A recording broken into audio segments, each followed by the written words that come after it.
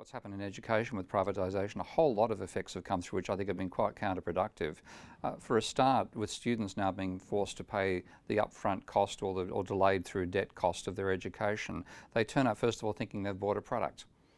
Okay? They're not coming for an education, they're coming to buy a qualification. Now, in that case, the power relation which should exist between the teacher and the taught, it becomes a customer relation where in fact you are now pressured to pass people because they've paid for the degree in the first instance. So you get an element of commodification of what's being taught.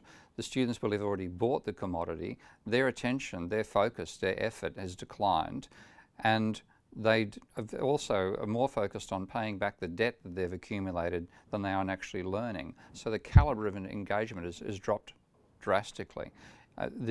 The pressure on academics to turn what is not really a marketplace into a faux market has generated all this bureaucratic checking and controlling. So we have things like the National Student Survey. Now that in itself is not a bad thing, but the entire behaviour of the university becomes distorted to getting the best possible score they can on that. And where do they find the resources for that? Well, they take it from frontline teaching. So consequently you find a huge amount of effort which used to go into delivery and into research now goes into marketing and to scoring as well as you can on these various external measures. And the quality of what's being produced has dropped off drastically. And there's also, again, one thing which I find very frustrating as a genuine intellectual. I didn't go into university to make money. I went into university to learn and to extend human knowledge. And to do that, you have to have time to explore avenues that won't necessarily succeed. And then to choose what you do your research in, you might choose something which other people regard, no, that's not going to possibly work. My own personal example, if I had needed research funding to do my work on modelling Minsky's instability hypothesis, I would never have got the money. In fact, I know that from experience. I applied 9 times for research funding. I was turned down 9 times. And I've just said, look, I'll do it on my own, thanks very much.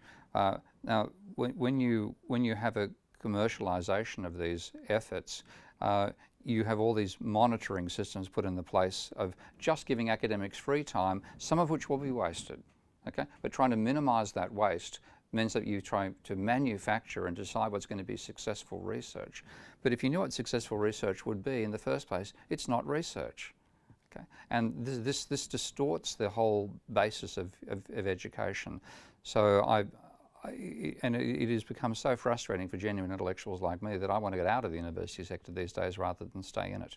So rather than improving the university education by privatising and getting away from the waste of the public sector, it's ended up being so focused on a false vision of efficiency that it's degraded the entire product. And the community as a whole pays for this.